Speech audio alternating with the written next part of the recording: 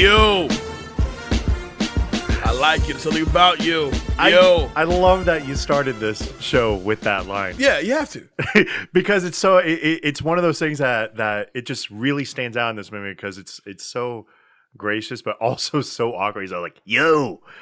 You gotta give yes you do. You're a good one. When you don't agree with him, he gets serious. He's like, yes you do. Like, okay, fine, fuck it, I do. Fine. What's up, everybody? Welcome back to Classics, the cinematic movie podcast that takes you back to the iconic films of 20 years ago. On the big three, of course, iHeartRadio, Spotify, and iTunes. I am your guy, Jay Alonso. With me, of course, is Danger Neff, David Danger Neff. What's going on, partner? It's been a week. I haven't had a day off, and it's been a week in like 11 days. Man, I have so much going on. Yeah, like between work. You're moving to my new place. This is so exciting for you. Yes, this is me and Bay's first place together. Aww. Yeah. She's really awesome. You know that? Super duper. So super duper. Super duper. What's that super duper? That's from the heart. You know what? Have you ever been to Super Duper Burgers out in San Francisco? I'm enjoying the Super Duper Shake though. For those who are watching us, for those watching us as we recorded this, there's this burger spot over just outside the Tenderloin in San Francisco. It's called Super Duper Burgers, and everything about it is non-GMO. It's super organic. They have like some of the best sweet pickles I've ever had, and I love sweet pickles. Right. So it's funny that you not said a pickle like fan. Not a pickle fan. No, pickle fan. What about cucumbers? How do you feel about cucumbers? On my sandwich from Subway and or porta subs. You ever had it on a hot dog? I have not. No, it's delicious. Really, it's amazing. It's like extra, that's how Chicago dogs are made. It's like extra chewing. Yeah, well, all right. So you know, man up. Right. So, how was your week? What's going on? I'm working like crazy. You know what? We did have a beat event. Well, I don't want to say we had a beat event, but we were invited to work as media. A beat family outside of beat. Oh yeah, but there was a good amount of people that were at the spot. So for those of you who listened last week, we had a guest. We had Miss Roberta. She was on the show, and her event, Brunch Becomes Her, was sponsored, and I can really see why ladies really like brunch because they had these skewers that were like it was like a strawberry, and then they had chicken and waffles. Oh, you like indulged. Skewers. Oh yeah, absolutely. They were like like KC and Truth were there. Lady Truth was there. Shout out to both of them, and they were like, yeah, you can totally like indulge into this. And I was like, well, shit, I'm getting up for like 3 or 4 plates. You know, I'm gonna hang out here. You know, so I took we took the camera out there and had the Mac and asked a whole bunch of questions. Recorded the event. We got a couple of interviews in there. Lot of really. It's cool. It was a nice little environment, nice little event. Nice. Roberta looked great. She should be very proud, as there was a pretty good turnout of this. I was a little worried about that because she had 5 vendors out there, and each one of these vendors were selling, different products and whatnot. Right. And I was a little worried because, it was noon and not everybody had showed up. But by the time like it really started going, about 30 minutes into it, there was a good 60 people there. Nice. Yeah. Nice, So congrats to her. Shout out to Miss Roberta. Yeah. Leave it to be events. You'll be able to catch that on beatnetworkonline.com. I believe it's already up, isn't it? No, I think it's still being edited out. We'll look out for that one. So look out for that one. That'll be coming up this weekend for sure. We have other beat news. Yes, we do. Now, on today's, well, not today, but as you see the show or hear the show, I did announce that we had an announcement. I announced an announcement. Most people don't know what that announcement is. It's like we're having a press conference about a press conference. Yeah, we're having a teaser about a teaser. Yeah, that makes sense. So we have myself and Dave have and our fearless leader Los. Hi Los. Kind of just wave to him real quick. Came up with this new segment. It's not even a new segment. We're just gonna take this video stream by storm, if you will. Right. By taking something that we hold near and dear to us. About 2 Minute Drill. Dave, what are we doing? So, for those of you who follow, obviously 2 Minute Drill is something that everybody likes to incorporate because I whoop Jay's ass all the time. Not all the time. All the time. No. Even on movies you recommend, you're like, you should catch this. No. But you go to be challenged. Now I'm over here, I drop something. Jay has a tendency with his 2 Minute Drills to always throw out who this other actor was. Yes. And they're like, who played this part? Or no. The one you always do is that a hip hop song comes on and you ask me the title of it because you know I'm white. And that's not true. That's a dirty move. We did a whole that's show. A dirty move. We did a whole that's show a dirty move. about hip hop and acting. And sure, I held my own, but I'm not. Held your own. But I'm not. So but, don't give me that but, shit. but I'm not going to go out there and be like I know every single artist that comes out there. I don't even know that with rock music, and that's the one I listen to the most. And you totally made me at that. So, anyways, so what's going to wind up happening is 2 Minute Drill is basically going to be a show within a show, which sounds a little weird because we already do it, but now this is actually going to be recorded, and every month.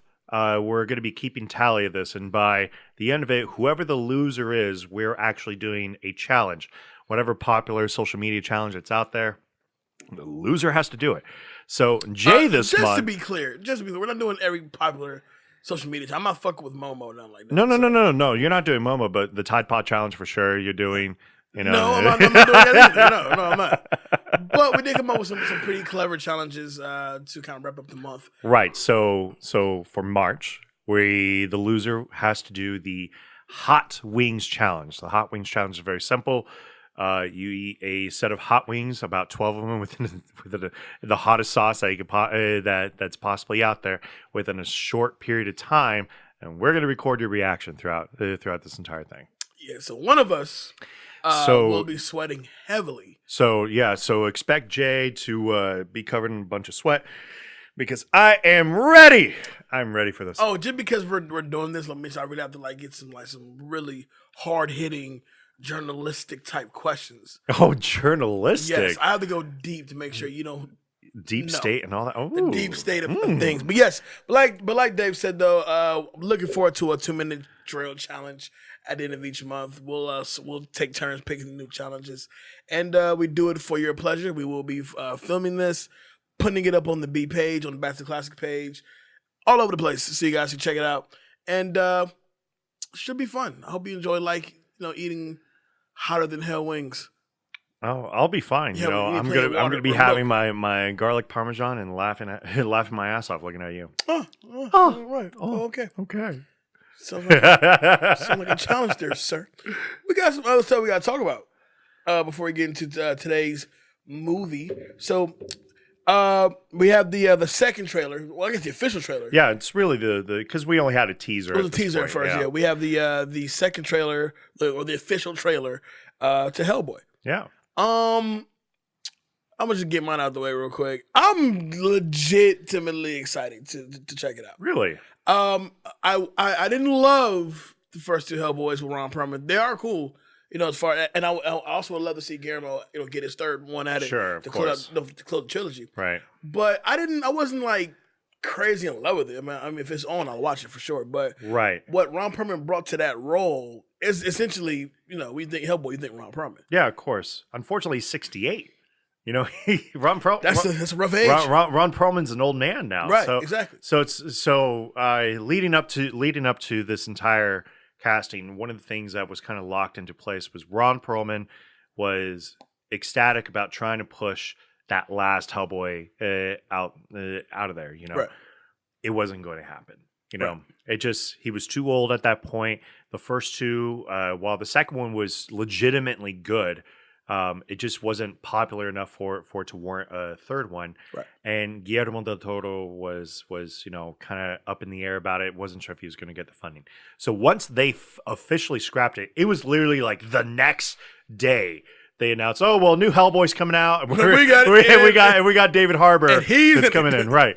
And it's cool. David Harbour, obviously, he's kind of come a long way now. Oh, yeah, he's definitely come a long way. And it's about time for him to kind of get his recognition because his role in Stranger Things is something remarkable. Even prior to that, he did The Equalizer and He's always he was always kind of playing like the douchebag asshole role, bad guy. He's good at it, right? He's just really good. But he was always like a side character, right? With it. So it was like when that change finally happened with Stranger Things, like that really shaped it up for him. It's good to see Mila Jovovich in something that's not Resident Evil because I was getting sick. Because I was getting sick and tired of seeing her in Resident Evil because it just are those done? Yes, finally. Yes, thank God. And now and now they're like re-releasing all the old games. Like Resident Evil 2 got re-released and it's fantastic. Right. But anyway, so the trailer's pretty good overall. Definitely CGI heavy. I love the graphics though. I do believe that the CGI is pretty well put together. Yeah. For a budget that I don't believe is all that high. Yeah.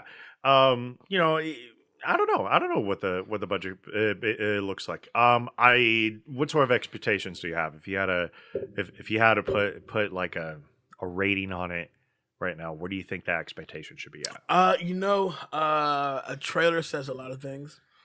I will say this though. I will go in there with open mind about things. The trailer did win me over. I'm expecting at least a solid 6, 7. That's all that wins it for you? A 6? I mean, I'm not trying to be like blown out of the park. No, I'm not asking you to be blown out of the park. Like that's stunning. What wins you over is 6 out of 10. So if there were 10 girls that were lined up right now, the one that the bare minimum for the girl to win your heart is a 6 out of 10. Well, I'm not looking for her to win my heart. Just entertain me for 90 minutes. Well, same thing with a girl there. Don't entertain me for 90 minutes. Say we for 90 minutes, 6 out of 10 could do pretty well for. Okay, well, moving on. You set this one up for me, please. So the last unfortunate news that we had to talk about is HBO dropped HBO. HBO did drop the anticipated release for Leaving Neverland, which is the documentary basically surrounding right around the time that Michael Jackson, may he rest in peace.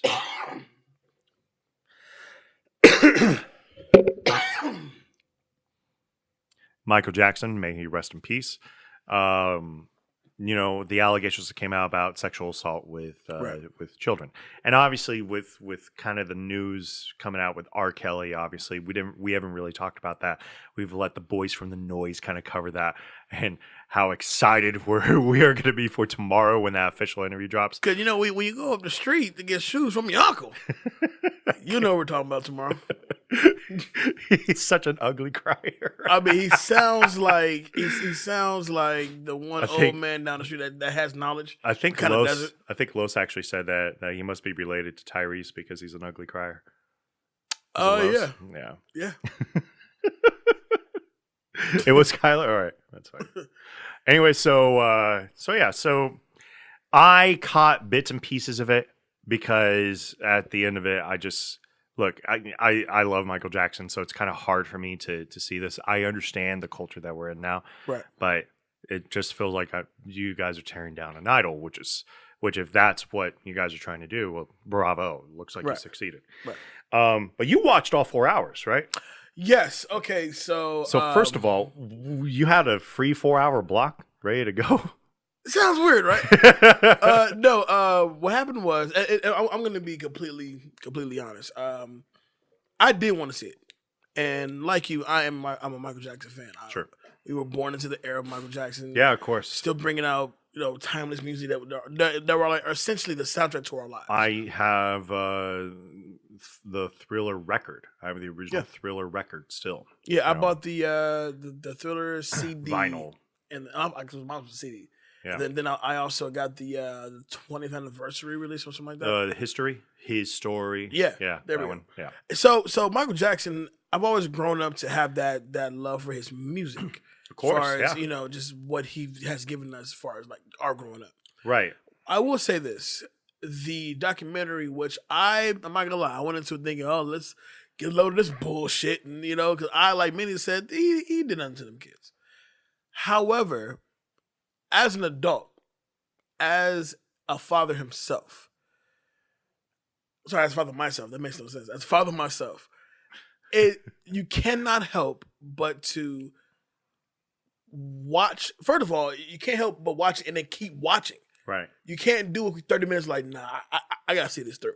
Cause it's 2 parts. It's a 4-hour documentary split into 2 parts. So the first one aired on Sunday. It was 2 hours. But if you have the app, the whole thing is on there. So I watched the first 2 hours with Los and my lady.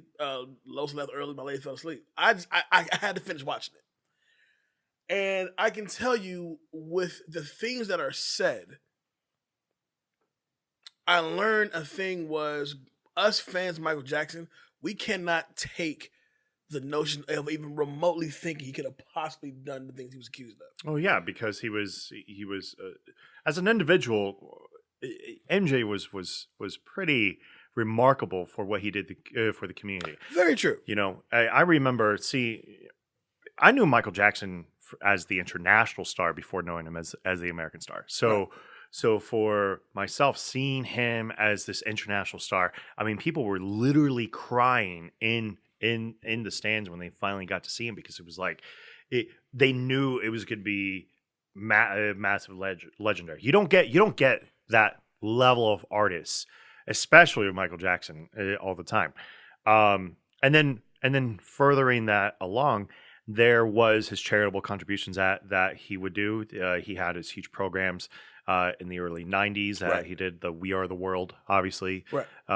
Tour that he had. And yeah, so it's tough for fans to kind of say, Michael, no. But, you know, the one thing I can definitely credit this documentary on, it does not shy from details. Like the details in this documentary are horrifying. As far as what they, it's HBO, so there's no holds barred. You're gonna say exactly what he did to you. Now, what I find ironic was these 2 guys, Wade Robinson and Jimmy Safechuck, never knew each other as kids. Like they didn't meet each other till they were well into their 20s. You know, by the time the second trial came around. And another guy I noticed was the 2 times that they had to testify for Mike, they wasn't even the subject at hand. It was a whole other kid. And then it makes you think, like, sometimes when you see Michael Jackson walking around and doing XYZ, there's always a little boy next to him holding his hand. There was that, well, and I could be just reaching, but at the same time, this documentary definitely makes you, if anything, at least revisit the topic to really think things through. But let's ask this: what sort of impact is this ultimately going to have? Like think of it this way. All right, back in like the 70s, there was this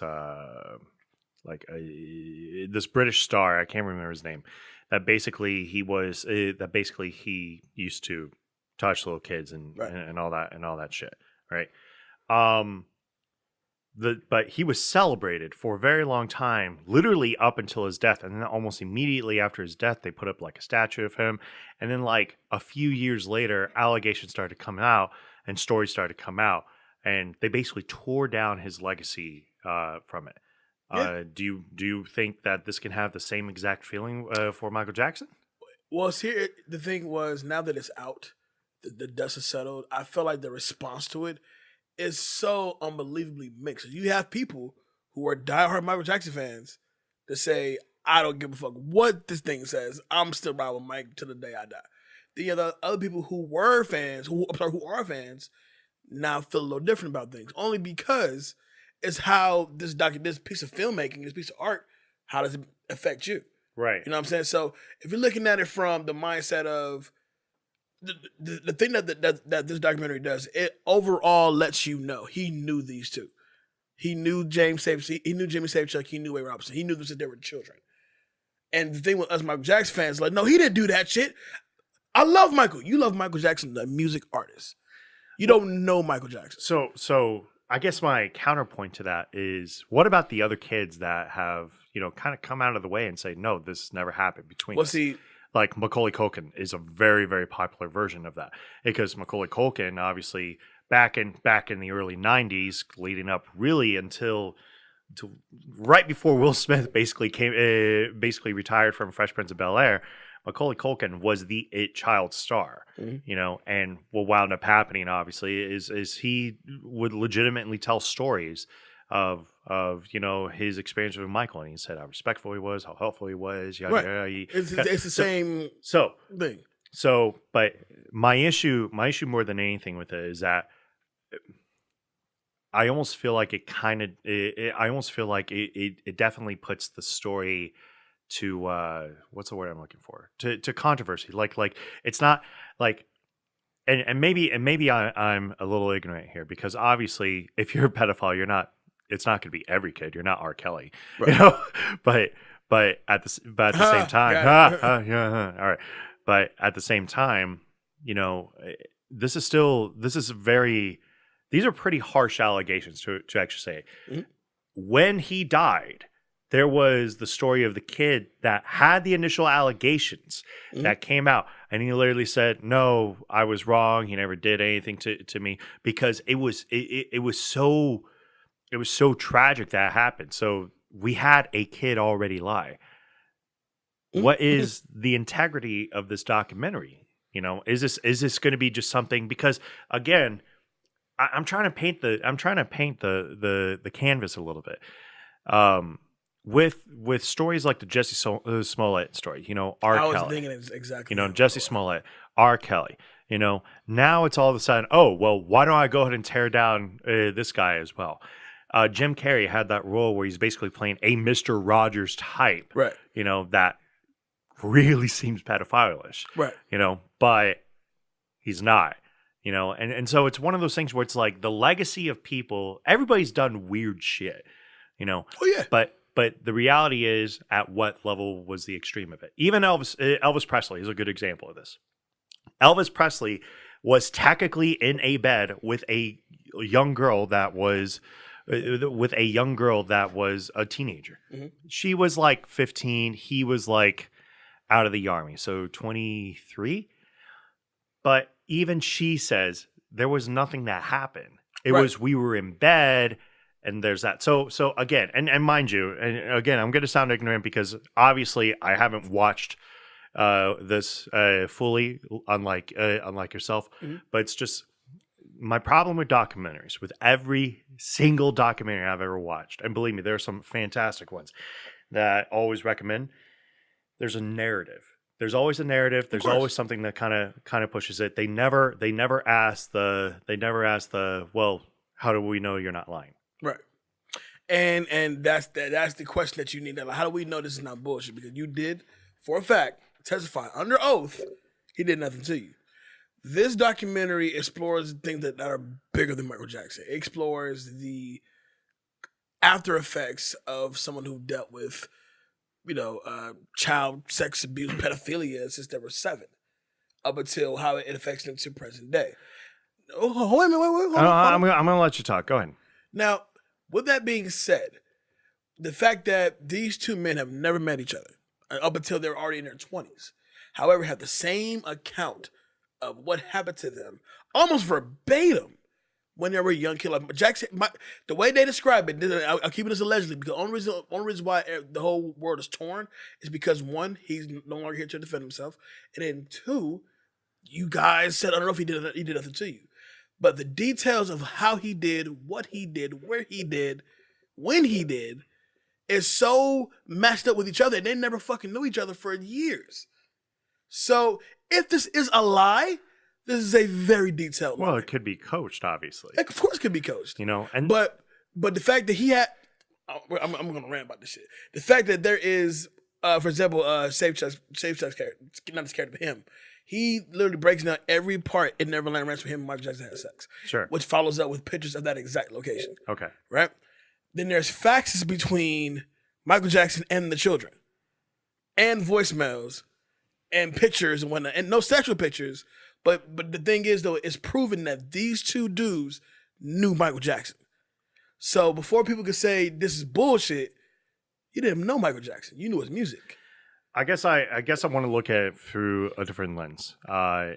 Spotlight. the Spotlight story came out in 2001. Obviously, for those who have seen the movie, this is a group of fantastic journalists out in the Massachusetts area, the Boston area, really, that expose the exposures of child sexual abuse through the Catholic Church and the findings that they found afterwards. My issue is that the person that originally came up with this accusation never faltered from his story. He kept repeating it and repeating it and repeating it. Right. And he sent this out to the same team in Spotlight, when it first happened. And they basically ignored it. They wanted to bury the story because they didn't think it was going to be something they could grab, and they kept going, and he kept going after it over and over and over again. So my question more than anything is, what do these guys truly gain out of all of this? Well, see, that's where it gets kind of foggy, because once again, if you're looking to get a response from Jackson, he's dead. Let me ask this: did they plug anything at the end? No. Okay, so that definitely helps. But in my eyes, like the culture of today forces me to have to question, because everybody wants to gain fame some way, shape, or form. But now infamy is just as valuable as fame. But a 20+ year lie. Why not? I mean, you're absolutely right. Why not? Why not? But once again, it doesn't focus on the lie. It focuses on the effects of someone who's been touched inappropriately. Well, and furthermore, it actually focuses on what somebody who you idolize, who somebody you love, a family member, if you will. So it forces it goes. All right. So hold on. If this is a lie, then it's a very detailed lie. Well, not only is it a detailed lie, but that would also mean that he's basically forcing a feeling to come out of him. He's trying to play himself as a victim. In this case, that's a feeling in itself. If it's a lie. Okay, that's fair. Now, what makes things a little different about the whole situation, at least for me, kind of changing. I'm not gonna say I changed my mind on the situation, but I'm not gonna lie to you. It does make you think. Okay. Because once again, I wasn't molested as a child. I don't know what that feels like, but I also know that as a young child, for somebody to tell you they love you and they do a certain thing to you. I mean, people always say, well, why did you say that 20 years ago? Well, you don't know the mindset somebody's in when they go through that. You know what I'm saying? All you can do is just hope you're strong enough to let that feelings out. I mean, as a young boy getting molested by a grown-ass man versus a young girl getting molested by a grown-ass man, it's nothing different about it. But at the same time, as men, you will hope you will take it to your grave. If you're not strong enough to let somebody, to let them know what happened to you, and you're constantly saying, "Oh no, this never happened," and it's eating you up, because even when the man is dead, you still feel love by him. Do you know what I'm saying? No, I do, and because SVU has covered this plenty of times. No bullshit. I'm serious. SVU has I've never definitely gone covered through this. But if you're thinking about if you put yourself in the mindset of somebody who's been through that, you don't know what the reaction is going to be. Well, it's just fucked up. To be fair, I can't put myself through how they would feel or anything along those lines, because I've never been molested. Right. And no, this isn't like some confession tape where it's like, what about that one time? It's like, oh shit, yeah, no. I wonder. No. No, I've never been. I've been placed in one situation that seemed like it could have been awkward, but it was really me just trying to hang out with a friend that was literally a mentor.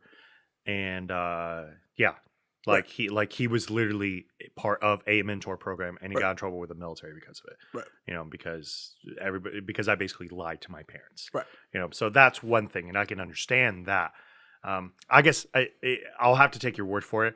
I'll have to wind up watching this, but do not believe me when I say I have to have questions. Oh no, you're supposed to have questions. Okay. But I would say, if anything, and to the folks at home, if you're going to watch it, you have to go in simply to watch information that you think you didn't know, or basically just watch a documentary director direct this movie. All right. And take it as how you feel. But you can't say, the one thing that we can all agree on is, no matter how you look at it, there's not a single person in this world that won't tell you Michael Jackson wasn't a fucking weirdo. He was weird as shit. Oh, of course he was weird. Right?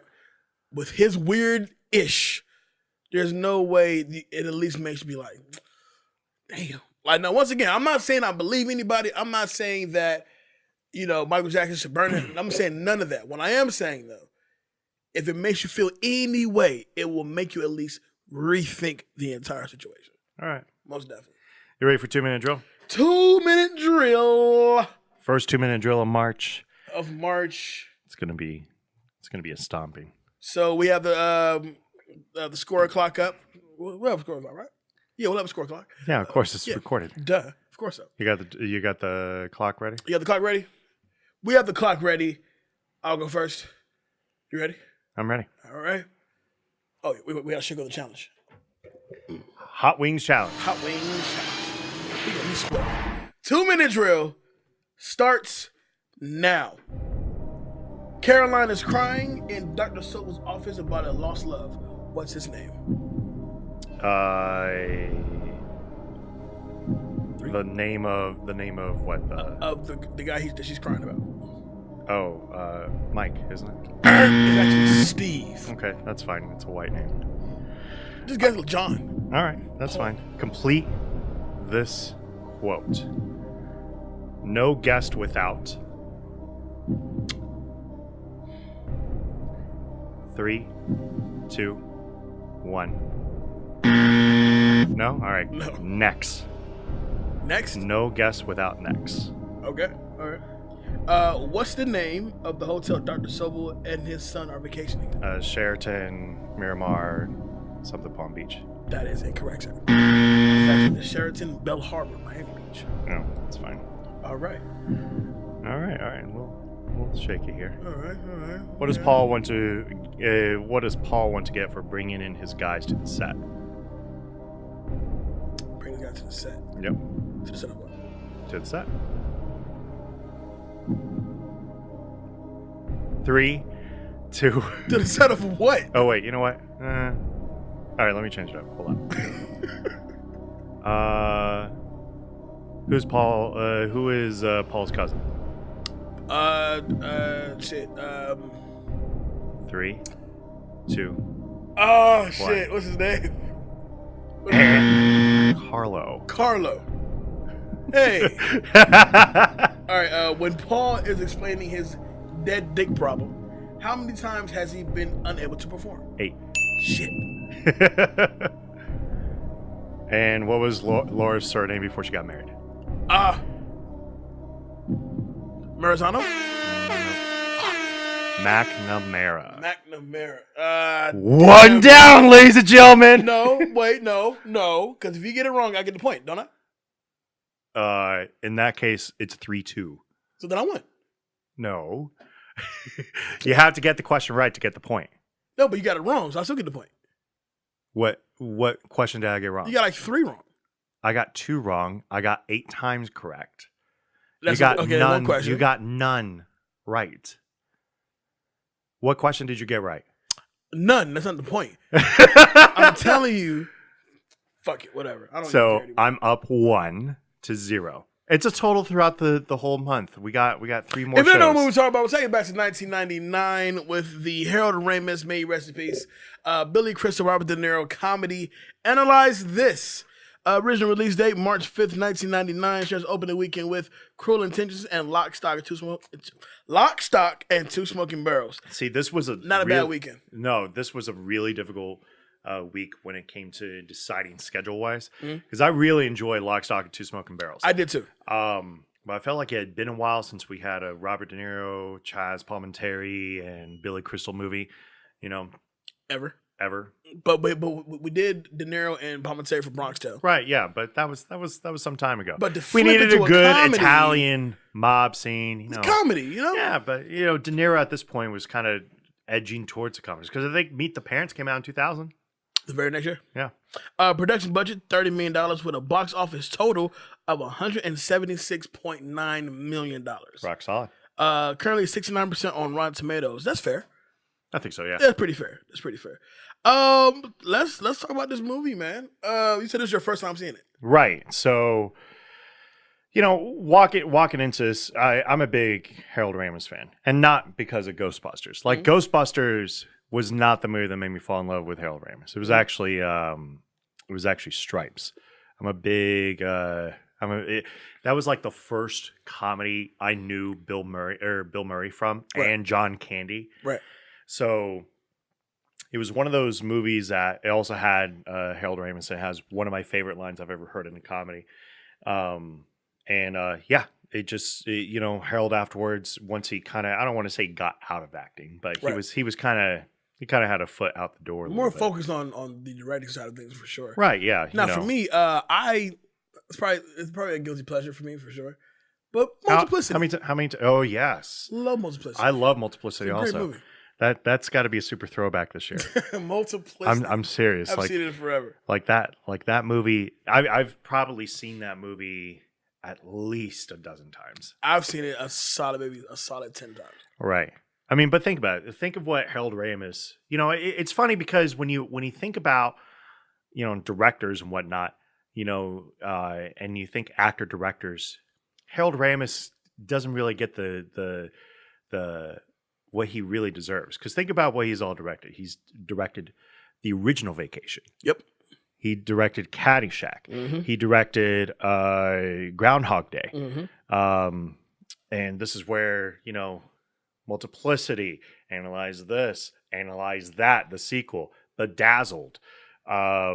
Oh my God, he did do Bedazzled. He did do Bedazzled. That is an underrated movie. Jeez, I forgot about that one. And then he finished out his career with The Ice Harvest, which you ever seen that one? With Cusack. Right, it's Cusack and Billy Bob. And it also has Oliver Platt, and probably one of my favorite roles because he's drunk throughout the entire movie, and he plays like a friggin' idiot the entire time. But I fucking love it. And then he before he passed, he dropped Year One, which is a Jack Black. Not the best movie. No, it isn't. But it's not a terrible way to kind of go out. Right. Even with De Niro in this movie, De Niro has this thing to where he wasn't. I think he's one of those few serious actors who he did his fair share of comedy, but it was almost like kind of growing up. You didn't know him for the comedic roles yet. No, of course not. You had Taxi Driver. Yeah, Taxi Driver was out. Casino's already out now. Heat is already out. Heat is an underrated movie. But from like 99 to like maybe 06, he's banging on comedies left and right. Because don't forget, after this we got Meet the Parents. We got Showtime. We had Showtime's underrated. It really is. He also did The Adventures of Rocky and Bullwinkle. Yeah, that was okay. Yeah, okay. But I always do enjoy like De Niro playing like that accidental funny, right? Because he's so damn tough, but he's the kind of funny to where it's like, okay, I'm gonna laugh at that for sure. Like for example, just to skip way ahead into the movie for a split second, there's a scene when it's a facial expression that De Niro gives Crystal after he mentions about having sex with his mother. Right. And he goes, "Look," and I rewound it at least 10 times. It's so fucking funny. And then, of course, Billy Crystal. Billy Crystal, the icon himself. So, Crystal, Billy's been around at this point for a long time. Right. Like Billy had started his career back in 77. Mm-hmm. And he did a whole bunch of really, really awesome movies. He was in City Slickers 1 and 2. The original Running Scared, where he was actually playing an action role, even though like it seemed weird with him, but at the same time, it was pretty all right. Original City Slickers, Throw Mama from the Train, The Princess Bride, When Harry Met Sally. Obviously, When Harry Met Sally is such an iconic movie. It's ridiculous. I only saw that for the first time like 3 years ago. I've actually never seen it. It's pretty good. Right. it's legitimately. I remember like Father's Day. There was a line in the movie that kind of sticks out, and it's all like, he's all like, I had that dream again where I'm having sex and my mother is watching, and it's like, what the fuck? Like you're just sitting there. I love. Like I'm sitting there, I'm like, oh my god, yeah, City Slickers 2. The search for Curly's gold. Yeah, love that's underrated. Love it. Stern. I mean, it's golden, man. But it's funny because a lot of people don't know the career of Billy Crystal quite a bit. If you're especially if you're black, you don't know his career.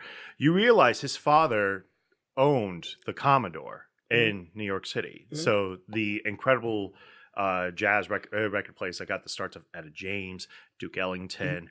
He owned the store. So when his father died when he was like 14 or something like that, they were all there for his funeral. Right. Like trying to pay their respects and whatnot. And he's always kind of held a special place in that. And Billy kind of grew up with that, obviously. And he's always kind of held a special place in that. He has a great story also.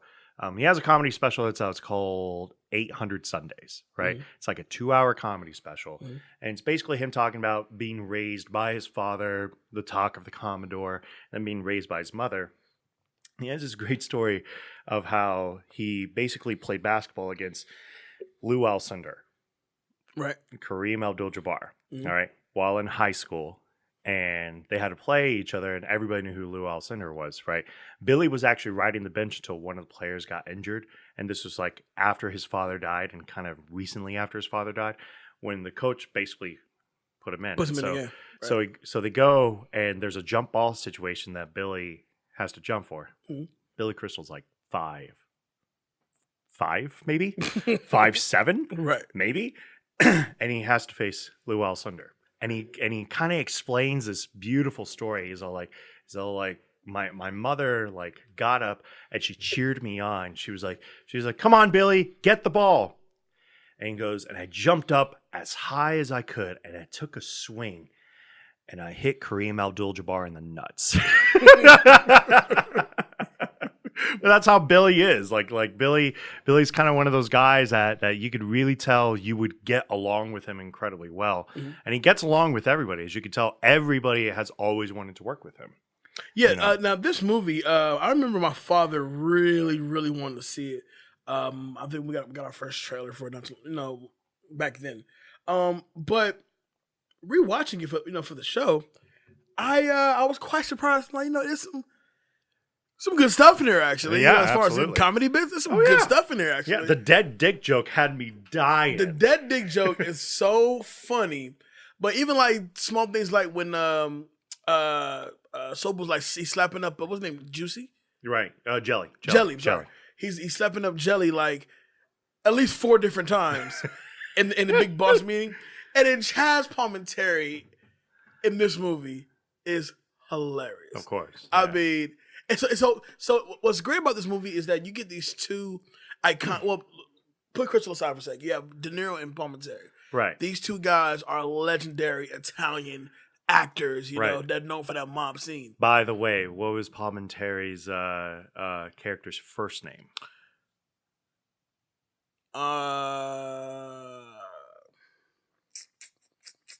Shit. It's Sonny. Sonny. They gave him Sonny again.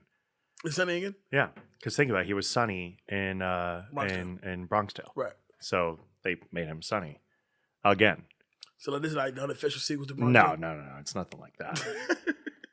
But they say Primo Sedone, and then they Primo call him Sedone. Primo Sedone, right? But Primo is not his first name. It's Sonny, right? Yeah, and only Vidi knows that, obviously. And I love the fact that in this movie you have like the who's who of like the Italian mob actors. Mm-hmm. You know what I'm saying? Like we're probably missing Vince Pastore and right. You know what I'm saying? Some of those cats, but the only person you were missing at this point was Pacino, right? You know, and that's pretty maybe much Pesci.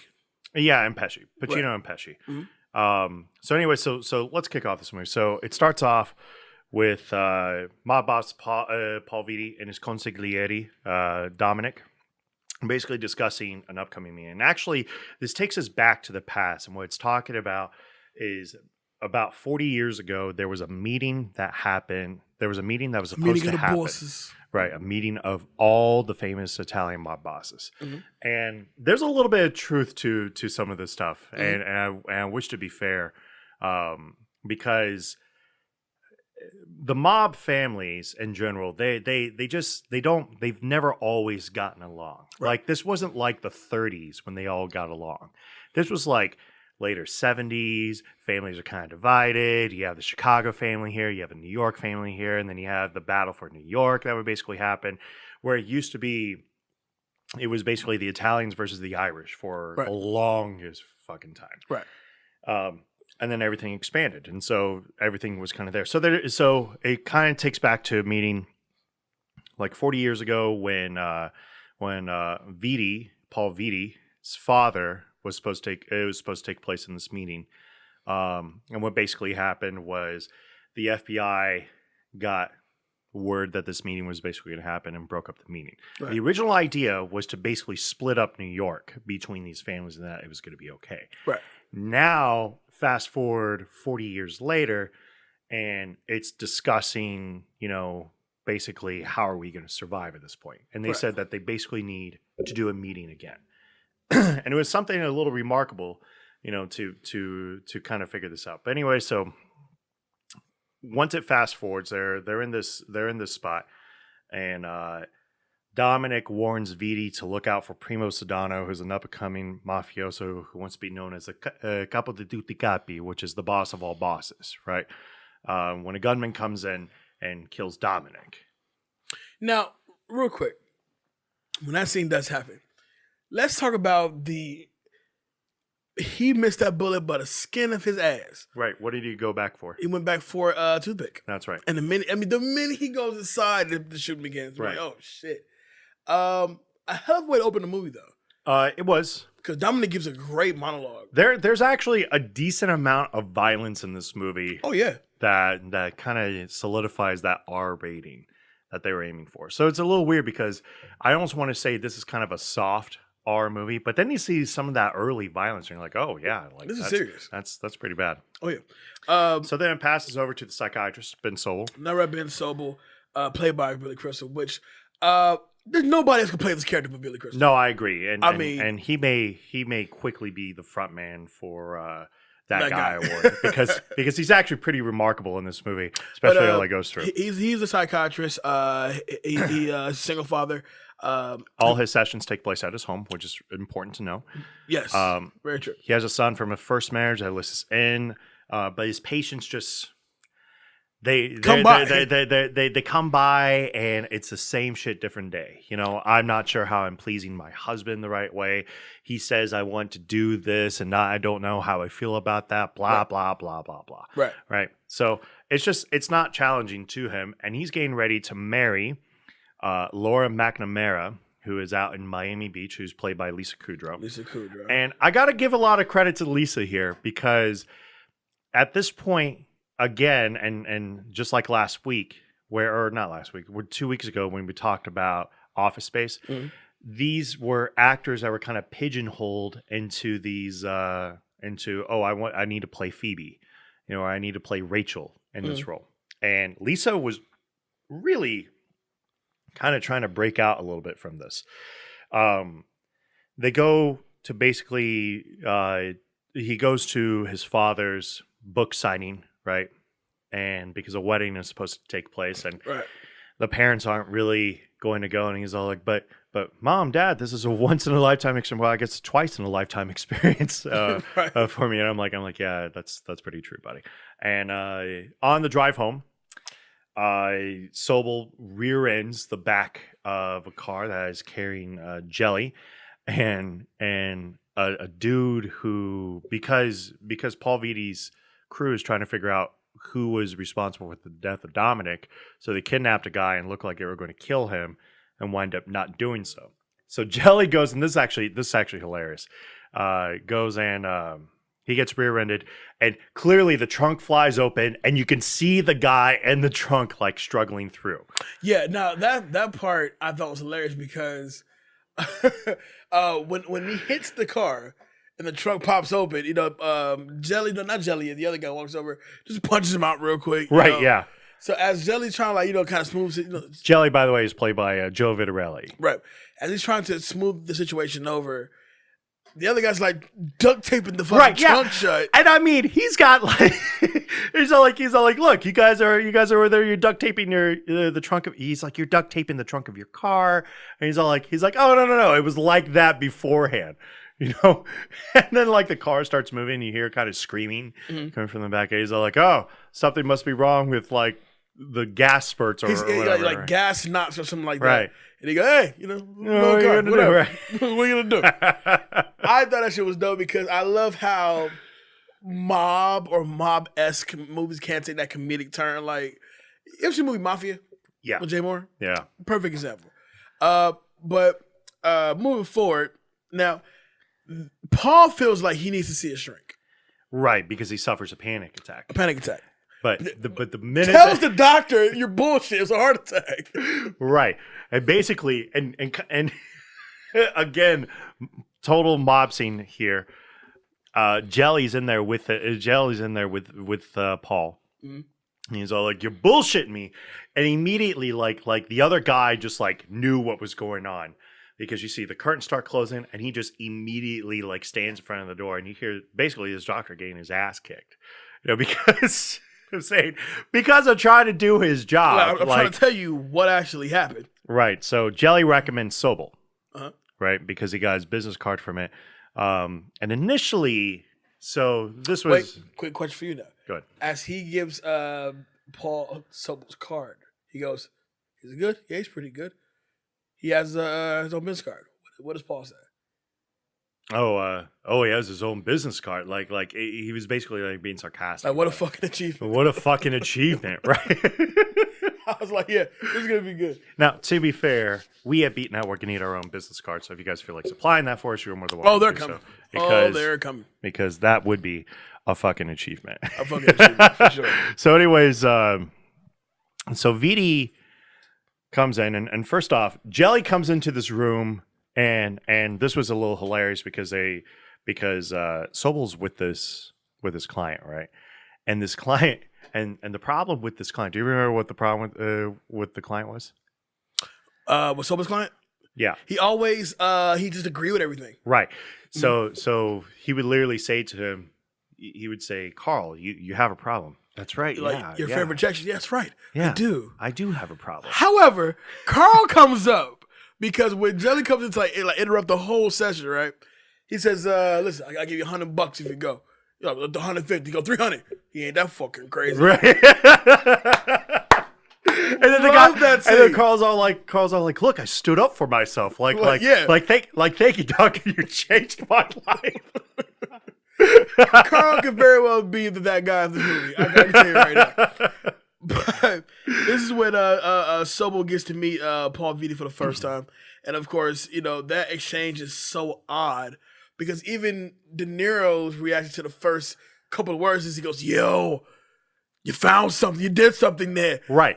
At first he was defensive because it was all like, "Oh, it sounds like you had a panic attack." He's like, "What's with you doctors of fucking panic attacks? Like, what do you mean I had a fucking panic attack? What the fuck does that mean?" And Sobel basically kind of starts breaking down the problem a little bit with him. And, kind of made him a realization, "Oh, shit, I just got to stop stressing out, Right. He's all like, yo.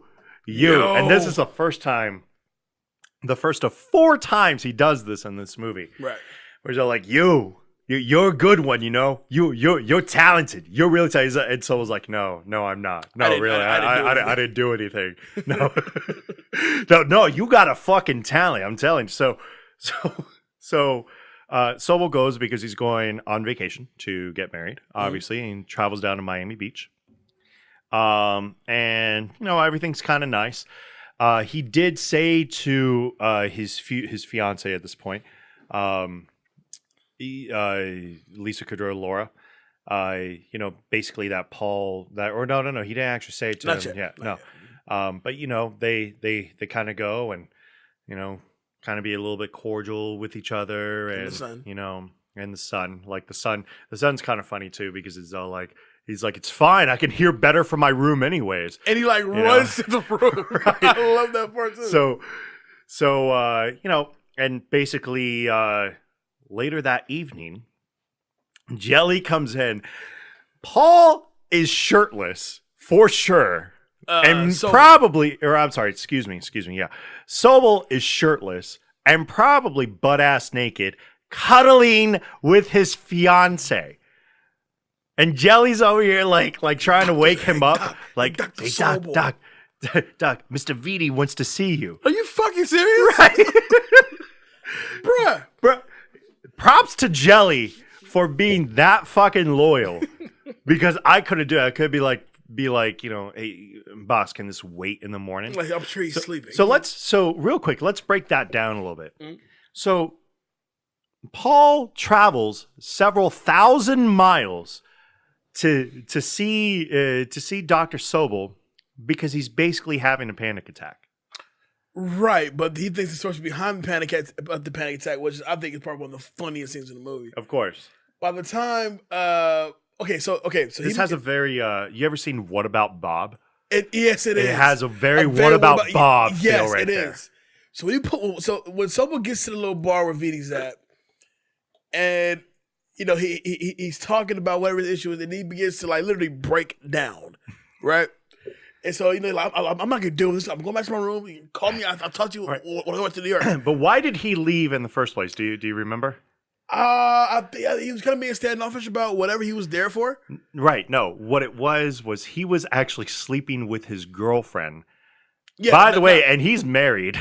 Right. Well, that's what made him come back. Right. But that's what I mean. Like, what made come down there and the guys and she's all like, all right, I got to be fair. All right.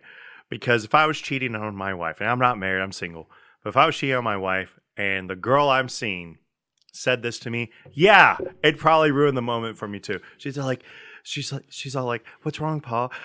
Are you thinking about your wife? Like, no. Now I am. Thanks, fuck. Like, now I'm a piece of shit. Thanks. When he breaks down his issue with the girlfriend, I cry laughing because he goes, I've only had dead dick one other time, and that time was last night. But another time before that, and as someone said, he goes 8 times. Like, oh shit. But even before that, it was hilarious because he's trying like Dr. Sobel like wants to find out why he has a girlfriend. He's all like could you? So why do you have a girlfriend? Because I do things with my girlfriend that I can't do with my wife. Why he's like, why can't you do that? Right. He's all like, she kisses my kids with that mouth. You kidding me? Like Paul's a freak, but he doesn't want to do that with his wife out of respect for his kids. Really, out of respect for the wife, right? Technically, so he doesn't want to hurt the wife's feelings by showing how much of a freak he is. So that's why he has a girlfriend. Mm. What a respectful man. Very respectful man. So basically, they kind of get to a source of whatever problem he's having. Eventually, Paul agrees to kind of leave him alone. Right. Only for the next day to show up again. Well, right, yeah, because this one was at the party. At the party. Where they meet Laura's father. And the father captain. Goes, aren't you Paul Vitti? Right, yeah. And he goes, no. What are you talking about? I just came down here to wish him, happy wishes and whatnot. You were like, I'm a little full of money or some shit. Right. And then just kind of just like, let me borrow him for a second. Let me borrow him for a quick second. And it's like, it does give you that what about Bob mindset. It's like, go the fuck away. Seriously. Right.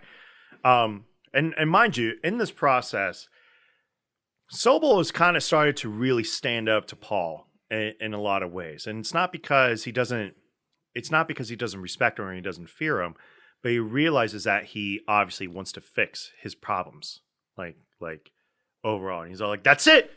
You're not my patient anymore. And he keeps doing this a lot, but he realizes how invested he is into this entire process. So we fast forward a little bit, and it's the day of the wedding, and Jelly goes, and he's talking to the goon that's protecting Paul's elevator. Right. And the goon's actually pretty funny. He's all like, hey, I'm gonna run downstairs real quick. You want anything? He's all like, yeah. Can you get me something? Can you give me a sandwich? He goes, hey, wait a minute. What kind of sandwich doesn't really like make you fat? And Jelly's like, half a sandwich. And he goes and walks off. Yeah, I'm like, thanks, man. Like, you just made me feel really fat there because I love full sandwiches. But as soon as Jelly clears that doorway, right? Yeah, elevator opens, he gets smoked right then and there. Yeah, of course. That's crazy. He takes 4 bullets to the chest. Mm-hmm. I mean, like they didn't even try to hide that. They were just bam, bam, bam, just like that. Yeah, it was crazy. Right. So this assassin comes in, who's clearly sent by Primo Sedone. To basically off Vitti at this point. It comes in, and right before he can assassinate Vitti, Jelly comes in to basically save the day. Right. And they kind of fight each other a little bit, and then as they're getting ready, as Sobel and Laura are getting ready to say I do, the gunman basically jumps out the window. He doesn't jump out the window. He gets thrown out the window and into the tuna. right in the middle of the wedding, which is being served at the wedding. Now, this is where Laura really becomes my that girl award, right? Which obviously she's the only girl at this point, which is a little unfortunate, but she comes storming in. Let's you count Paul's side chick. Nah, it's Laura for sure. She comes storming in after Sobel like kind of comes in and starts kind of talking things over and is like super angry. She comes storming in. She's all like, "And now look what you did. You ruined my wedding because you got problems." Well, okay, so off that, right? So we're in the hotel room, and he calls Primo Sedone after getting advice from Sobel to pretty much try this way. Yeah. And the breakdown of Paul's feelings to Primo, and Primo was like, "Yo, closure. What does that mean? What is closure? What is closure? Right? I need you to grab a dictionary and tell me what closure means. Because whatever he is, we got to prepare for it." So when I tell you, toward the end of the actual breaking it down, when I tell you De Niro flips so quick, I'm gonna like full blown mom. He goes, "Listen, I'm feeling my feelings, and I'm really upset. You know what I'm saying? So if you fucking try me again, I'm gonna fucking kill you." Like.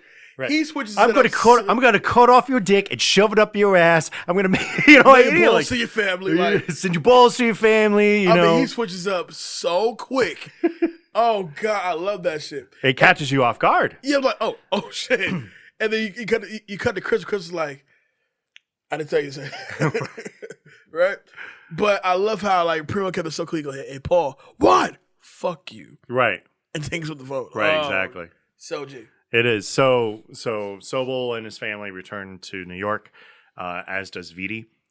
As they arrive, there's a giant fucking fountain, like Italian-shaped fountain that you would find in front of like Caesar's Palace, right in front of their house.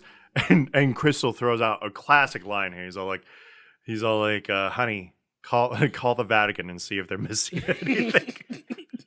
Because when I tell you this fountain is half the size of their house, it's ridiculous looking. About the size of this room. Right. Oh man, it was hilarious.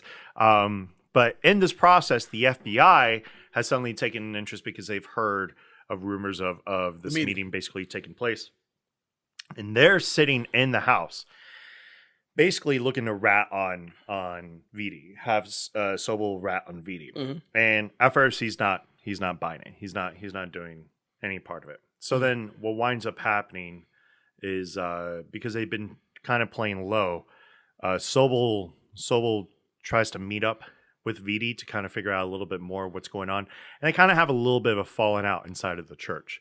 Although to be fair, there is also another funny part in this because they're actually in this church for a funeral. For an actual funeral, right. Right. So and Vidi's explaining who all these people are, and it's traditional Italian, so traditional European Italian, you give 2 kisses on the cheek, as a sign of respect, right? So the first few people kind of pass by Sobel, and then finally somebody like shares the respect with Sobel and whatnot, and then there's this dude, this random dude, this guy just goes and he gives the 2 kisses on the cheek, and then he goes and he hugs. And then hugs a different way, and then hugs again, then bear hugs, and basically gropes him at that point. And as he walks away, like Vidi's like, "Yeah, I don't know him." The setting of the party goes daughter, niece, cousin. I don't know him. Classic. I love that. So, and then Paul has a dream sequence. Mm-hmm.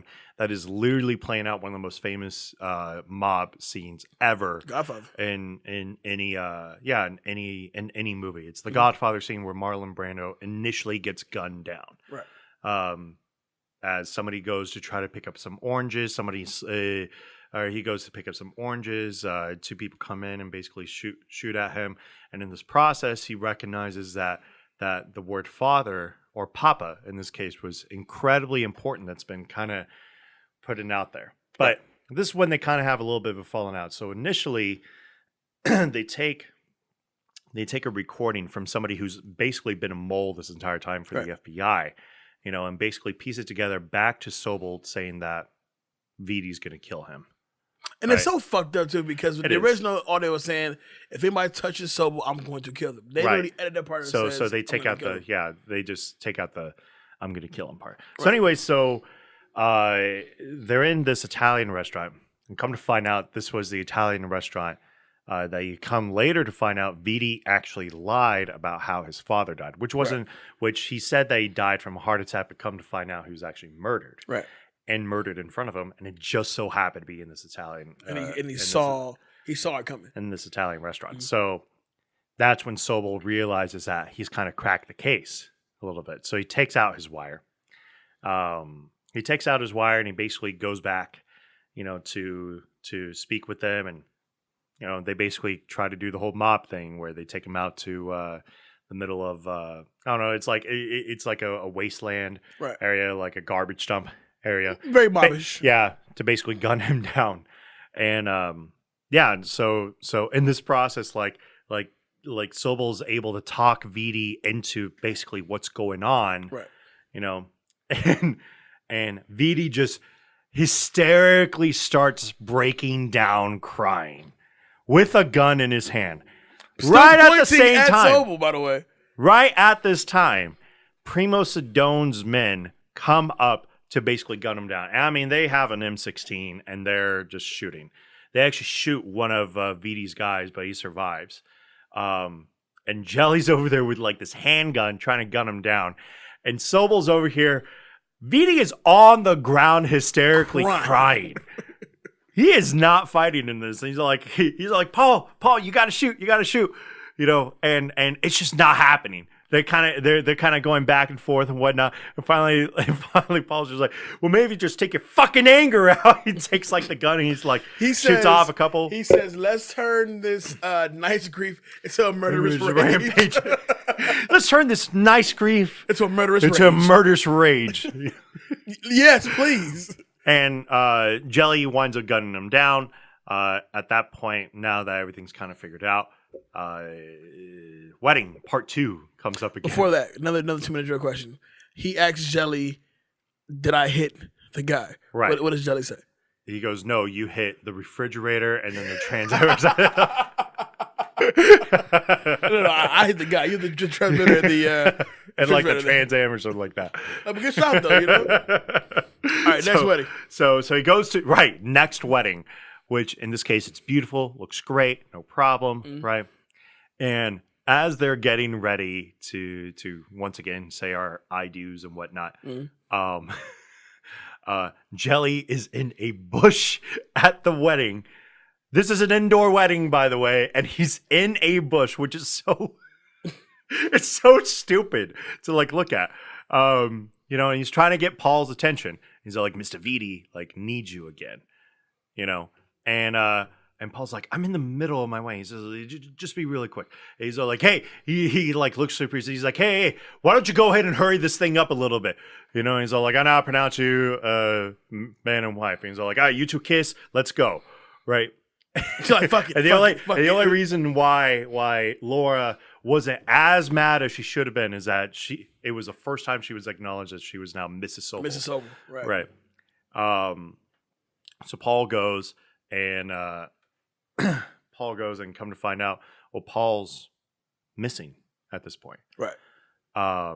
And he's at his house. He has no interest in basically going into this meeting anymore. So they come up with a stupid idea, but brilliant idea, to have Billy Crystal play the consigliere to basically do all this. Of course, FBI try to follow him, but they do the classic, multiple cars out of the way, so everybody kind of goes one way and the other. That was classic too. I love how they set that up. I've always liked when I see that scene in a movie or whatnot. They go and they go into this place. I'm going to let you take it from here. So they go into this place. They go into the meeting. Sobel puts on his best Italian impression ever. Now, Jelly does. I keep on calling him Juicy. Jelly keeps setting him up. Like, listen, Mr. Vidi, he's detained right now, and he's sorry about the detainment. Right. And, this is congliarity, whatever. And so, mind you, this whole time, Palminteri's like, what the fuck? Where's Vidi? Da da da. Right. I find this disrespectful. Very disrespectful. Yada yada yada. And then Crystal, which I thoroughly believe was improv. The majority was improv. I believe it also. And he is just milking it. I mean, milking it to the point where he slaps the shit out of Jelly 4 times. 4 times. And mind you, those looked real. Very real. It did not look like Harold Ramis was literally like saying, "Oh, do the fake slap." No, he had the camera angle, and that was contact. That was skin on skin contact. Yes, 100%. Also love the fact that eventually Sobel uses what he does best to pretty much have in a room full of mobsters, by the way. Right. To have like, you know what, Primo, you're kind of a mean guy. Right. Let's tone it down a little bit. We get things done a lot faster. He's like, look, I don't know anything about him being a consigliere, but you are kind of mean sometimes. So Primo gets pissed, pulls his gun, and then it comes Vidi. Which I think Vidi, if you want to call it anything, he really gets his comeuppance at this point because he says to him, he goes, plain simple, I want out. Right. I promise you, I won't say a word about a single person in this room. But then he flips by saying, if they have this me or my friend or my family or his family, I just happen to make copies of certain things and I put in a second deposit box. Right. Now, my issue with this, more than anything, is that it is very well known that if you join the mafia, the mob, the Italian, all of it, you're in it for life. I mean, there's literally a blood donation that you must give to basically say blood of my blood, blah, blah, blah, and all that. Right. I can't think of the name of it right now, but yeah, it's a blood oath you're basically taking at that point to be in it. So that was like the first time I was like, I know that this is kind of where it was going, but still it kind of felt uncomfortable for me. Right. Maybe I'm so used to my mob movies, I like to romanticize it so much. But it's true. Yeah. So you kind of feel like they're gonna walk off peacefully because they pretty much get the, hey man, good luck to you, man. Right. And let that be that. They go outside. Of course, you expect Primo to follow him outside to kick off some shit. Right. And then another one of his goons, Dominic, not Dominic, but some other dude who basically killed Dominic, who was one of his guys in there, has now joined up with Primo Sedone's crew and whatnot. And at first, it looked like they were going to walk away once again from this.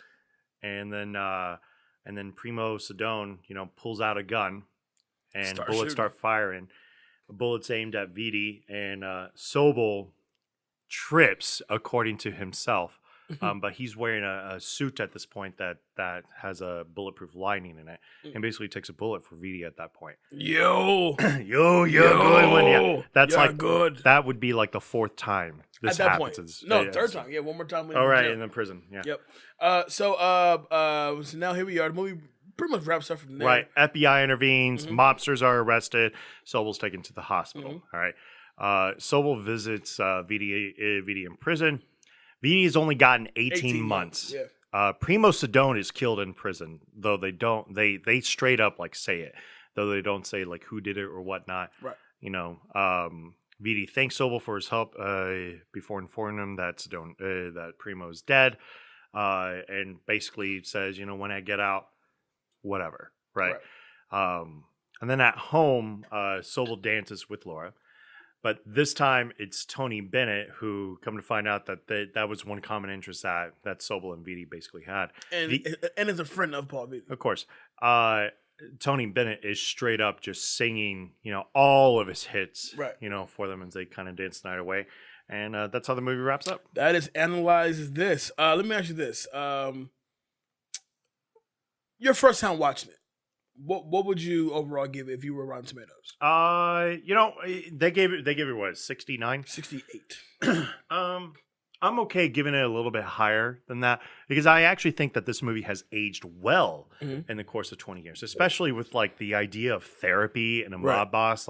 That's actually a pretty clever idea. You're talking a very angry lifestyle, and the thing that at the time, if you think about it, therapy has changed so much in the last 20 years because it used to be a long time ago, it's shameful to get therapy. But now everybody's like, oh, you're going through therapy. That's great. What sort of help are you getting? Blah, blah, blah, blah, right?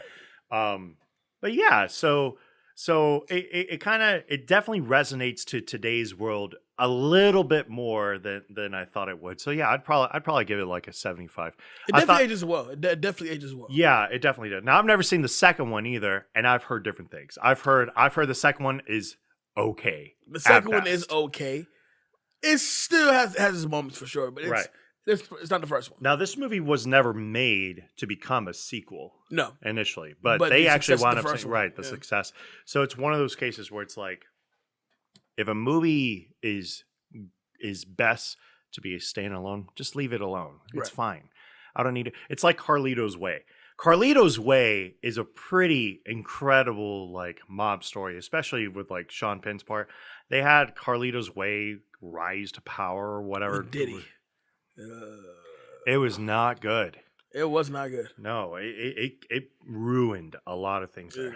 No, I analyzed this in really one of the funnier, not even just funny, just a good mob movie. Well, it's definitely one of the funnier movies ending 1999.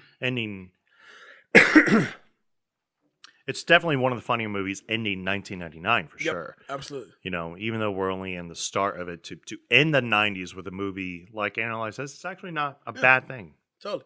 Let's get into some takeaways. Dave, who's giving that guy award? I think at the end of the day, I'm going to give it to Sobel, because Sobel is the kind of guy that is doing everything you possibly can to help out his patients. Mm-hmm. Even though it took him a little bit of convincing to do, like Billy Crystal is actually more of a gem in my eyes than Robert De Niro in this, because I've seen Robert De Niro play this role pretty often. Right. Whereas in this case with Billy, it was a little bit of a career revival for him again, even though he's always been incredibly popular. Right. That chick award. Pretty easy. It's Lisa Kudrow.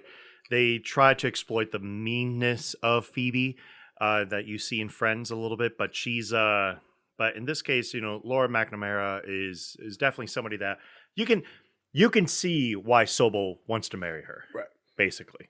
That's Fool Award.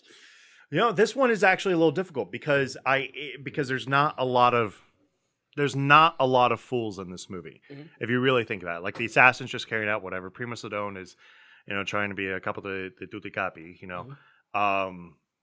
Even Paul, through his crying fits and whatnot, it's kind of reasonable. Mm-hmm. I don't even really want to give it to Jelly, because at least Jelly knew exactly. And Jelly's fucking loyal too, right? Man. So probably the FBI. Yeah, because they in every sense of the word, they just don't know what they're doing. Cut that out.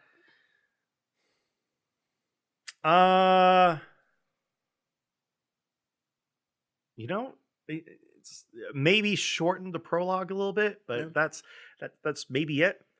Because that opening sequence, like this movie is an hour 45, and that opening sequence is like 8 minutes. Right. If it was cut down to like 5, okay, then I'd be happy with that. An iconic scene. It would definitely be the phone call to Prima Sedone, because this is De Niro at his best, with Billy Crystal like working in the background, and this is really where you could tell. I really feel like that phone conversation actually happened. Like I actually felt like that was an actual phone call over the phone. And not 2 recordings of a guy and whatnot, just to basically like talk to Chaz Palminteri like that, because Chaz is obviously way older than De Niro, so he doesn't have all the time in the world, but he plays some really iconic characters, especially with Italian mafia roles and whatnot. Right. Mm-hmm. So definitely that. Okay. All right, my dude, my guy. Who's getting you that guy award? I struggle with this one, but I'm gonna go ahead and go with Paul Vitti. The reason why is De Niro at his best. You're right; he has played this character time and time again, but to play it from this angle of pure comedy, really, this is one of those.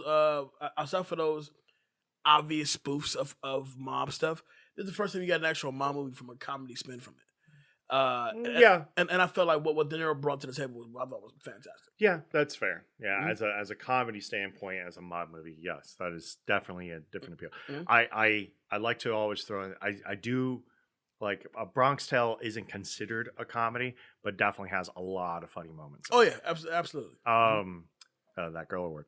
That chick award, I was gonna give it to VD's side chick, but no, I'm gonna go with you. I'm gonna give it to Laura, Lizzie Kudrow's character. She kept it real, and she said at the end, she goes, "You know what? Fuck it. I'm married. What's my name again? Mrs. Sobel. All right, cool. Right. Do what you gotta go do." She dealt with so much shit. That's why I can give her that award. This full award. As much as I love him, I'm gonna give him Juicy. I keep calling him Juicy. Jelly. Jelly is a complete fucking idiot. But he is loyal. Right. He's definitely loyal. He looks like he's been in the game longer than Niro has. Should have been. Or that you should have even been still around. So the fact that you let this man who's younger than you kind of boss you around and let that be that, I found it okay. Whatever. All right. Cut that out. I'm going to agree with you. The prologue is slightly long. But to capitalize on that, even though the 20-minute cameo at the end was a good touch, wasn't needed. You think so? Not really. It was just added like, ooh, one more little thing for you. I think it was a nice little touch, especially. It was a nice touch. I just think it was just, I'd rather the credits roll after the prison scene. Okay. And iconic scene. Iconic scene. Being one I got from the trailer. It would be the Primo Sedone one, but when he goes, you know what I do when I'm sad? I had a pillow, and he pulls out his gun and like shoots the fucking pillow. Right. Yeah. You feel better? Like, yeah, I do. Good. That's pretty good. Yeah. Love that. All right. So let's get into some quick hits. We can wrap this puppy up. Quick hits on Analyze This. It was very important to Robert De Niro that the movie felt authentic. He and director Harold Ramis would drive around Little Italy in New York City looking for real people to cast. Yeah. Makes sense. Yeah. That's pretty easy. Martin Scorsese was first approached to direct the film, but turned it down. Scorsese is not a comedy. He doesn't do comedy. No. Right. No. Robert De Niro picked out the shirt collars used by VD and his crew. Makes sense. Okay. Let me see. Every restaurant interior in the movie was the site of a gangland hit, with the exception of Spark Steakhouse, where the hit took place outside. Right. Okay. The character of Paul Vitti was loosely inspired by real-life mobster John Gotti. Yeah. Gotti was definitely like that. Gotti was also a rat, but whatever. Oh, whatever. The sharks in the tank into which Dr. Sobel was thrown were digitally added in post-production. They were not real sharks, I would imagine. Yeah. They didn't even react to him being thrown in there. Director Harold Ramis considers this film a cross between The Godfather and What About Bob? Yeah, so it's funny. Yeah. I literally I love that movie, What About Bob? It's underrated Bill Murray. And last but not least, Robin Williams and Tom Hanks were considered for the role of Dr. Ben Sobel. No, it had to be Crystal. No, because of Good Will Hunting, Robin Williams would have been a decent choice also. But I think... Yeah, I'll give you that. Yeah, but Crystal was a perfect casting in my eyes. Yes. Well, ladies and gentlemen, that is back to the classics for this week. Looks like Dave won this week's 2-minute drill. Who fucking cares? With that being said, you say that until you start taking it seriously. Who cares? And you're going to be sitting there sweating. I'm sweating now. Yeah. It's warm in here. No. You're going to be sweating. Oh, no. I just won't show. Don't. Why? No, why would you do that? Why would you do that? She'll go on the camera. I'll honor her. Oh, because there's a camera involved. Yeah, because when the camera involved, you didn't see shit. So, Dave, let the people know where they can find you. You can always find me on Instagram, Facebook, and Twitter at David Danger Neff. I'm the co-host here at Back to the Classics, as well as a co-host for Reel It Back. Are we back this week? We are back this week. All right, we are back this week. Captain Marvel Thursday? That is so. Yeah, we'll talk. Yeah, we'll definitely Captain Marvel review out to you this week. I have a practice at 7, so we'll talk. We'll definitely talk. Mm-hmm. So we'll hopefully get that out by this weekend. Let you know our thoughts. This is going to be our first huge review that we have done since Aquaman. Yep. So I'm done. I know. I'm looking forward to it, but unfortunately, when there's just not a lot out there, it's easier to just do a written review. So that's just and before I get to my my Instagrams social media stuff. Sir, I have to personally thank you. I finally watched Spider-Man Into Spider-Verse. Did you enjoy it? And fucking loved it. It is amazing, isn't it? Loved it. It was great. I loved it. I never expected it. I never expected an animated movie to be that well done. It was like literally watch a comic book come to life. It was fantastic. Watch Spider-Man Into Spider-Verse. Very well deserved for best animated film for the Oscars this year. I loved it. I want to buy it actually. I actually bought it so it's on my PlayStation. Oh man, nice. So we're back with Reel It Back, and that's going to be great.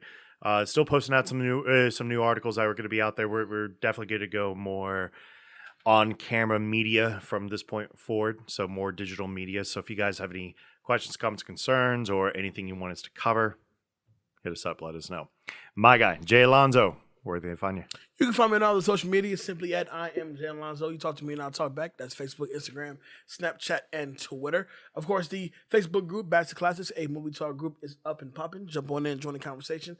I'm in it a lot more now. It's me and Dave talking to the people, talking to the center folks out there. So we appreciate you guys jumping in, participating with all the polls and questions we post.